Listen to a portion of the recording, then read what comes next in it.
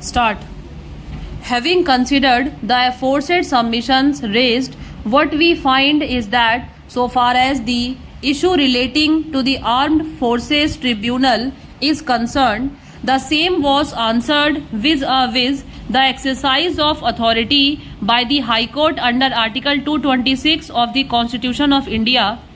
whereas in the present case the exercise of authority by a learned single judge in company petition is in the discharge of statutory powers conferred under the provisions of the Companies Act 1956. Thus, this is not a case arising out of a writ petition under Article 226 of the Constitution of India. Nonetheless, the issue is that the power which is being exercised by the learned company judge is as a judge of the High Court and not of any inferior tribunal. Consequently, to that extent, we are of the opinion that once the power is being exercised by a learned single judge of the High Court in exercise of the authority conferred under the Companies Act 1956 in a company petition of 2013, an order passed therein cannot be subjected to appeal before a tribunal created under the 2013 Act.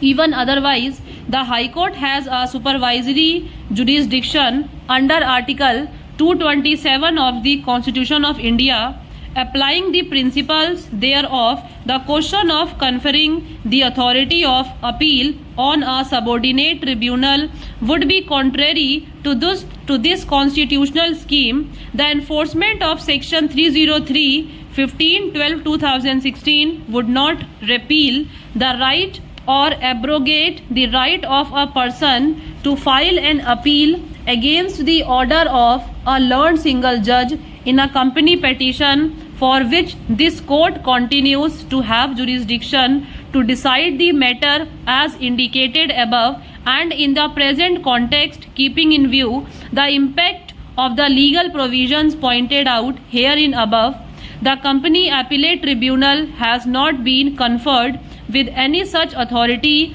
specifically as an alternative granting a right of appeal as against an order of a learned single judge passed in a company petition as is presently involved. In the absence of any such specific conferment of power on the Company Appellate Tribunal, the argument of Shri Seth that the powers statutorily granted under Section 483 of the Companies Act would stand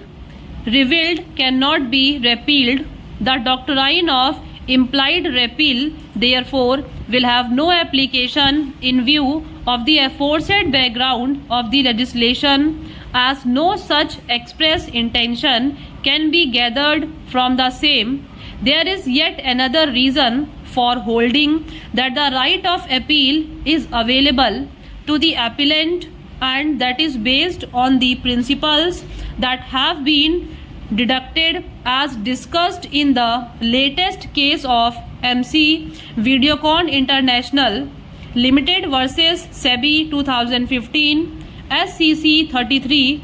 where a right of appeal has been understood to be a substantive right and not a mere procedural right, so as to affect its applicability upon any amendment. More so when the list in the present case had been instituted earlier.